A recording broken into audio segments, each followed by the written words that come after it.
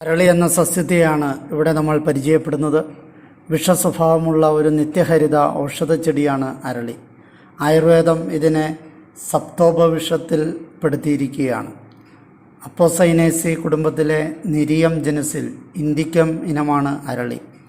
പേരിന് പിന്നിലുള്ള കാര്യങ്ങൾ നോക്കാം. ഇതിൻ്റെ ശാസ്ത്രീയ നാമം നിരിയം ഇൻഡിക്കം എന്നുള്ളതാണ്. ഇംഗ്ലീഷിൽ ഇതിനെ ഒലയാണ്ടർ എന്ന് വിളിക്കുന്നു. സംസ്കൃതത്തിൽ ഇതിനെ കരവീര, അശ്വജ്ഞ, അശ്വമാര, ഹായമാരക എന്നൊക്കെ വിളിക്കുന്നു. ഹിന്ദിയിൽ ഇതിനെ കനീർ എന്നാണ് വിളിക്കുക. തമിഴ് ഭാഷയിൽ ഇതിനെ അരളി എന്ന് തന്നെയാണ് പറയുന്നത്. തെലുങ്ക് ഭാഷയിൽ ഇതിനെ ഗന്നേരു എന്ന് പറയുന്നു. കാണപ്പെടുന്ന സ്ഥലങ്ങളെ നോക്കാം. ഇന്ത്യയിലുടനീളം കാണപ്പെടുന്ന ഈ സസ്യത്തിന് എല്ലാത്തരം കാലാവസ്ഥയിലും വളരുവാൻ തക്ക ശേഷിയുണ്ട്. പൊതു ഉപയോഗങ്ങളെ നോക്കാം. റോഡരികുകളിലും തോട്ടങ്ങളിലും അലങ്കാര സസ്യമായി അരളിയെ വളർത്താറുണ്ട്. പൂക്കൾ അലങ്കാരത്തിനും മാല കോർക്കുവാനും ഉപയോഗിക്കുന്നു. അരളിയുടെ വേര്, തൊലി, വിത്ത് എന്നീ ഭാഗങ്ങൾ വിഷവസ്തുക്കൾ അടങ്ങിയിട്ടുണ്ട്. ഈ വിഷമാണ് കീടങ്ങളെ തുരത്താൻ പ്രയോജനപ്പെടുത്തുന്നത്. അരളിയിലയുടെ നീര് ഇടിച്ചു പിഴിഞ്ഞെടുക്കുക. 100 ഗ്രാം നീര് 1 ലിറ്റർ വെള്ളത്തിൽ എന്ന തോതിൽ കലർത്തി തളിച്ചാൽ കായീച്ച, ഇലതീനിപ്പുഴു എന്നിവയെ നിയന്ത്രിക്കാനാകും. ഏലത്തിൻ്റെ തണ്ടുതുരപ്പൻ പുഴുവിനെ തുരത്താനും അരളി ലായനി 200 ഗ്രാം 1 ലിറ്റർ വെള്ളത്തിൽ കലക്കി തളിച്ചാൽ മതി. അരളിയുടെ വേരോ പൂവോ അരച്ച് മരച്ചീനിക്കകത്ത് വെച്ച് എലിമാളത്തിനരികിൽ സന്ധ്യാസമയം വെച്ചാൽ ഇത് എലിവിഷത്തിൻ്റെ ഗുണം ചെയ്യും. എലികൾ ചാകും. അരളി ഇലയുടെ 5% വീര്യമുള്ള ലായനിക്ക് തക്കാളി, വഴുതന എന്നിവയിലെത്തുന്ന കായീച്ചകളെ നശിപ്പിക്കുവാൻ കഴിവുണ്ട്. രൂപവരണം നോക്കാം. ഒരു വലിയ കുറ്റിച്ചെടി പോലെ വളരുന്ന അരളിയുടെ ഇലകൾ നീണ്ട് വീതി കുറഞ്ഞതും അറ്റം കൂർത്തതുമാണ്. ഒരു ചെടിക്ക് 5 മീറ്റർ വരെ ഉയരമുണ്ടാകാം. ചെടിയുടെ ഓരോ സന്ധിയിലും 3 ഇലകൾ വീതം ഉണ്ടാകും. ശാഖാഗ്രങ്ങളിൽ 5 ദളങ്ങൾ വീതമുള്ള പൂക്കൾ കുലകളായി കാണപ്പെടുന്നു. വർഷം മുഴുവനും പൂക്കൾ കാണുമെങ്കിലും വേനൽക്കാലത്താണ് നിറയെ പൂക്കൾ വിരിയുന്നത്. നല്ല വെയിൽ ലഭിക്കുന്നതനുസരിച്ച് പൂക്കളുടെ നിറം കടുപ്പമേറും. കമ്പുകുത്തിയും പതിവെച്ചും പുതിയ തൈകൾ ഉൽപ്പാദിപ്പിക്കാവുന്നതാണ്. ചെടിക്ക് വെളുത്ത നിറത്തിൽ കറയുണ്ടാകുന്നു. അരളിയുടെ എല്ലാ ഭാഗവും വിഷമുള്ളതും ദുർഗന്ധമുള്ളതുമാണ്. പശുക്കൾക്കും ആടിനും ഒന്നും ഇതിൻ്റെ ഇലയോ പൂവോ കൊടുക്കരുത്. ഇനങ്ങളെ നോക്കാം. നല്ല മണമുള്ളതും മണമില്ലാത്തതുമായ 2 ഇനം അരളിപ്പൂക്കളുണ്ട്. ഇന്ത്യൻ സ്വദേശിയായ മണമുള്ള ഇനവും മെഡിറ്ററേനിയൻ സ്വദേശിയായ മണമില്ലാത്ത ഇനവും ഇന്ന് പ്രചാരത്തിലുണ്ട്. പൂക്കളുടെ നിറവ്യത്യാസമനുസരിച്ച് ശ്വേത, രക്ത, കൃഷ്ണ, പീത എന്നിങ്ങനെ 4 വിധം കാണപ്പെടുന്നു. മഞ്ഞ അരളിയുടെ ഇലയും പൂവും ഫലവും മറ്റ് അരളികളിൽ നിന്നും വ്യത്യസ്തമാണ്. രാസഘടകങ്ങളെ നോക്കാം. ചുവന്ന അരളിയിലെ പ്രധാനപ്പെട്ട വിഷഘടകങ്ങൾ നീരിയോഡോറിൻ, സ്യൂഡോക്യുരാരിൻ, കരാബിൻ, റോസാജിനിൻ എന്നിവയാണ്. മഞ്ഞ അരളിയിലെ പ്രധാന വിഷഘടകം തെവറ്റിൻ ആണ്. ഇലയിൽ കൂടുതൽ മാത്രയിൽ ഒലിയാൻഡ്രിൻ എന്ന ആൽക്കലോയിഡ് അടങ്ങിയിരിക്കുന്നു. ഔഷധ മൂല്യത്തെ നോക്കാം. ഡൽഹി സർവകലാശാലയിലെ രസതന്ത്ര വിഭാഗം പ്രൊഫസർമാരായ എസ് രംഗസ്വാമി, ടി.എസ്. ശേഷാദ്രി എന്നിവർ നടത്തിയ ഗവേഷണങ്ങളിൽ നിന്നും വേര്, ഇല എന്നിവിടങ്ങളിൽ നിന്നും വേർതിരിച്ചെടുക്കുന്ന ഗ്ലൈക്കോസൈഡുകൾ ഹൃദയപേശികളിൽ പ്രവർത്തിച്ച് അതിൻ്റെ സങ്കോച വികാസങ്ങളുടെ ശേഷി വർദ്ധിപ്പിക്കുന്നതായി കണ്ടെത്തിയിട്ടുണ്ട്. വളരെ ലഘുവായ മാത്രയിലാണ് ഔഷധങ്ങൾ ഉപയോഗിക്കേണ്ടത്.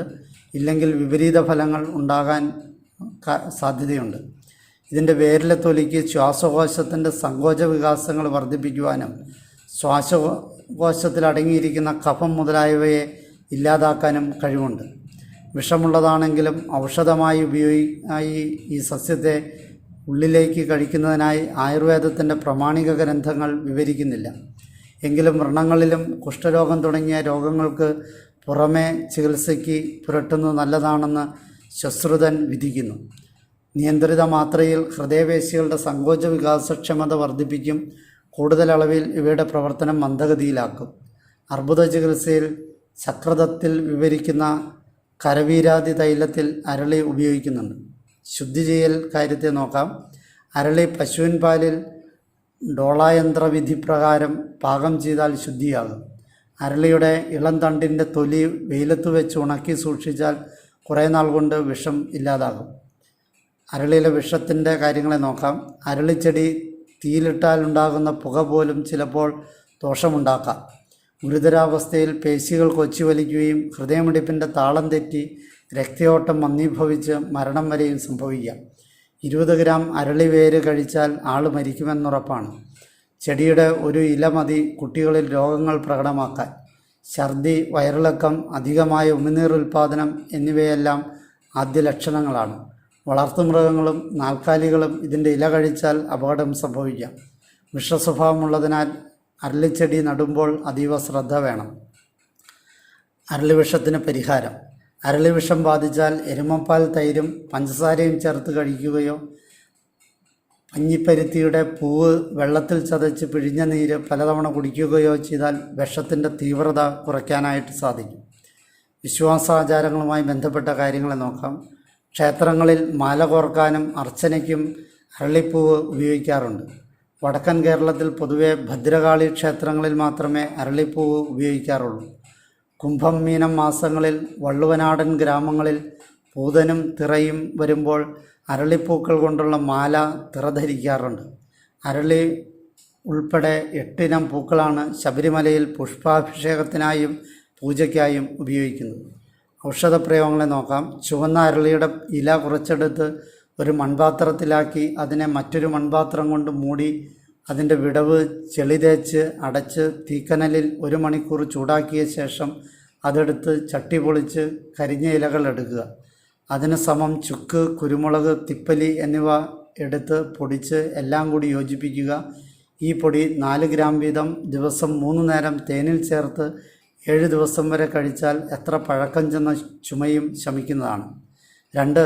ചുവന്ന അരളിയുടെ വേരിന്മേൽ തൊലി ഉണക്കിപ്പൊടിച്ച് 1/2 ഗ്രാം മുതൽ 1 ഗ്രാം വരെ ദിവസം 3 നേരം വെള്ളത്തിൽ കലക്കി കഴിക്കാമെങ്കിൽ ബ്രോങ്കൈറ്റിസ്, ബ്രോങ്കിറ്റാസിസ്, എംഫിസീമ എന്നീ അസുഖങ്ങൾ ശമിക്കുന്നതാണ്. 3. ചുവന്ന അരളിയുടെ ഇലയും തൊലിയും അരച്ച് നീരുള്ള പഴകിയ വ്രണങ്ങളിലും കുഷ്ഠരോഗം മൂലമുള്ള വ്രണങ്ങളിലും പുറമേ പുരട്ടിയാൽ പ്രയോജനം ചെയ്യുന്നതാണ്. ഔഷധപ്രയോഗങ്ങൾ വിദഗ്ധനായ വൈദ്യൻ്റെ മേൽനോട്ടത്തിൽ വേണം ചെയ്യാനെന്ന കാര്യം പ്രത്യേകം ഓർമ്മപ്പെടുത്തുന്നു.